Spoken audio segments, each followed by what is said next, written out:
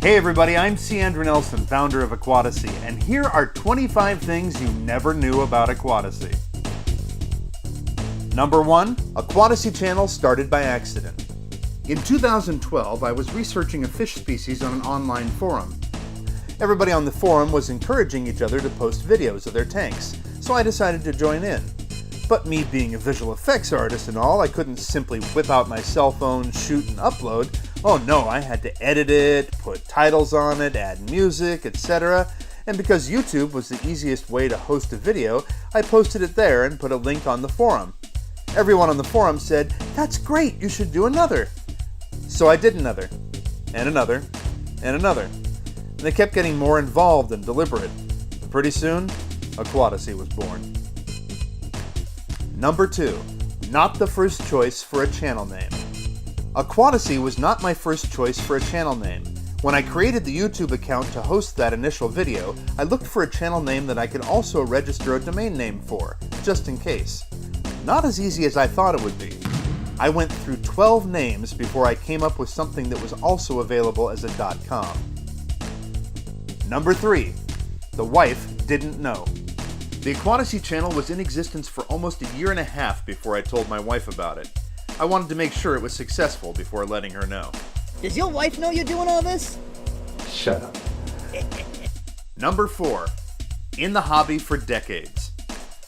I've been keeping fish since I was 12 years old, and from the moment I started in this hobby, I've managed to maintain at least one tank at all times. Number 5. Stand built by my grandfather. The wooden stand under my 20-gallon tank that I've gotten so many compliments on was built for me by my grandfather when I was 15. It's actually just cheap scrap plywood my grandfather had in his garage, which we stained dark walnut. But to me, it's a priceless family heirloom. The antique brass details were picked out and installed by me, under my grandfather's watchful eye. Number 6. Videos shot out of sequence. It may appear as if each Aquatasy video is shot all at once, but for the most part, they're shot out of sequence just like feature films and television shows. There can be hours, days, weeks, or sometimes even months between the shooting of different shots. Look carefully, and you might see my hair or clothes change ever so slightly during a video. Number 7. Motion graphics never planned out. I use a lot of motion graphics in my videos, yet believe it or not, I never plan them out in advance.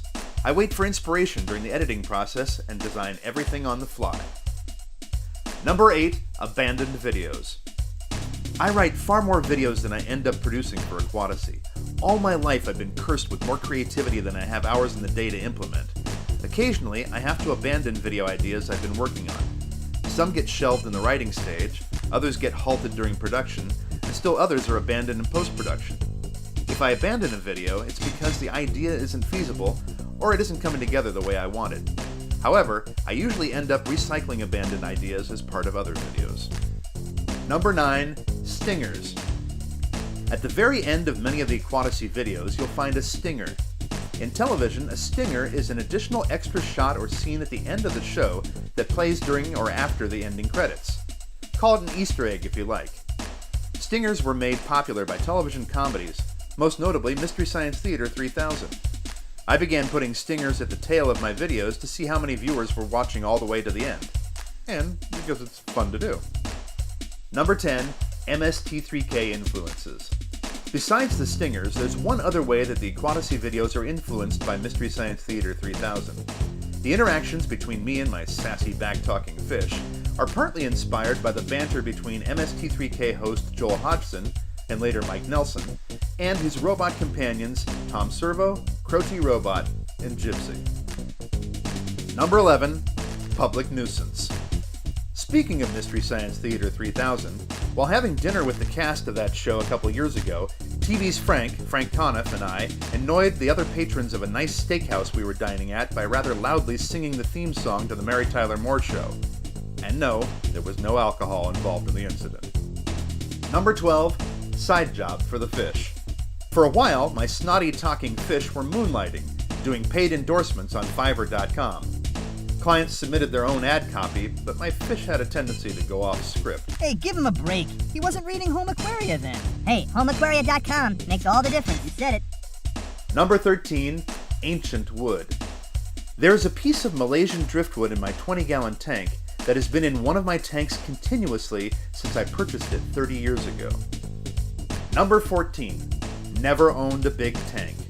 Even though I've been in this hobby as long as I have, I've never owned an aquarium larger than 20 gallons. We currently have a 28-gallon tank, but technically that's my son's aquarium, not mine. Number 15, self-taught. If you're passionate enough about a subject, you'll find a way to learn it. At the time my grandfather introduced me to fish keeping, we had virtually no resources to draw from.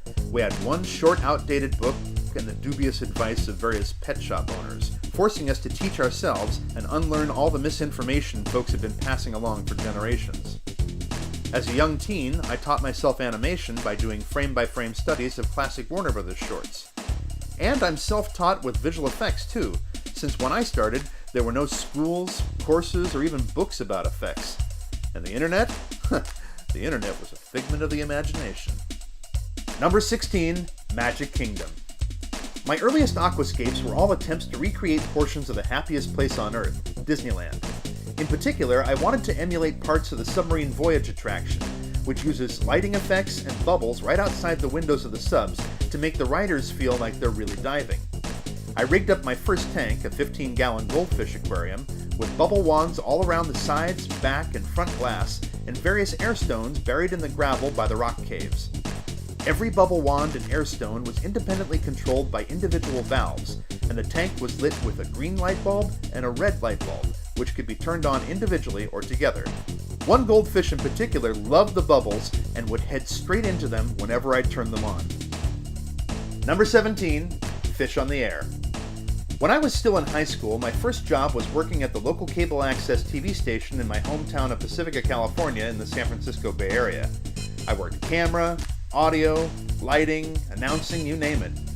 During the hours that there was no programming, the station simply had their logo on the screen while music played. Boring! I got the clever idea of setting up a camera pointing at a small fish tank with the station's logo showing through behind it to air live between shows and overnight. It proved to be popular with local residents as they tuned in to watch the fish swim about. So in a sense, that was the precursor to Aquatasy. Hey, hand that feeds us. Andrew. My name is Andrew. Number 18, SNL connection. Also working at the same local cable access TV channel was future comedian and Saturday Night Live star Dana Carvey. His experiences at that station no doubt helped shape the Wayne's World sketches on Saturday Night Live. That wouldn't be the last time that I crossed paths with SNL alumni. Rob Schneider went to my rival high school at the other end of town. Starting in stand-up comedy around the same time, we both hosted a live telethon and auction as a fundraiser for the cable access station and played some of the same comedy clubs in San Francisco. Years later, I had a small role in SNL alumni Adam Sandler's film Funny People, as did my wife, Veronica Loud. I was also a presenter on the 2005 Nickelodeon Kids' Choice Awards with Jimmy Fallon, and have acted opposite Will Ferrell. Number 19, couldn't swim. Although I've been utterly fascinated by water and fish my whole life, it wasn't until I was 40 years old that I learned how to swim. I had almost drowned as a child while taking swimming lessons. It traumatized me so much that it was decades before I ever tried again to learn. When my own daughter fell into a neighbor's pool and I was helpless to assist in saving her, I knew that I could put it off no longer. I took private lessons from a young man half my age, and within 20 minutes, he had me swimming. I was amazed. I am forever indebted to him. Now, everyone in the family swims. As the saying goes, when the student is ready, the teacher will appear. Number 20, years in the making. Sometimes I produce videos for Aquatasy rather quickly, and other times it takes me a while. But there's one video I've been working on for over 3 years. Why so long? Partly because I have a very elaborate plan for that video, and partly because I want its release to coincide with a book I've been writing on the same topic that will go into greater detail. Not an abandoned video, just years in the making.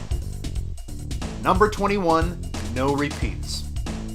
It is an unspoken rule in the House of Nelson that we never duplicate a fish species in any two tanks. You may find the same species of plants or snails in more than one of our aquariums, but if a species of fish resides in one tank, you won't find it in any of the others. Number 22, now you see it, now you don't. Being a visual effects artist has its advantages. Occasionally, something shows up on camera while shooting an Aquatasy video that I never intended to have sticking into frame or lurking in the background, and so I remove it through various compositing or digital paint techniques in post-production. It's a skill I've been able to hone on feature films such as The Spiderwick Chronicles and Star Wars Episode II Attack of the Clones, where I was called upon to remove entire actors from shots, plus their shadows and reflections too. Number 23, location, location, location. I think it's safe to say that there would be no Aquatasy channel if I did not grow up where I did. The San Francisco Bay Area has 3 world-class aquariums, chiefly Steinhardt Aquarium at the California Academy of Sciences, numerous award-winning koi gardens, beautiful streams and creeks, and the freaking San Francisco Bay and Pacific Ocean, for crying out loud. Is it any wonder I'm obsessed with fish? Number 24, music first.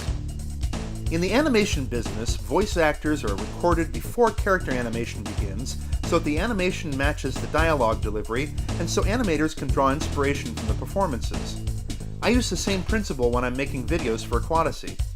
Voiceover narration is always recorded prior to editing, and if music is to be used in an Aquatasy video, I select the music tracks first before I commence editing. This gives me the opportunity to edit the visuals to the beat and rhythm of the music.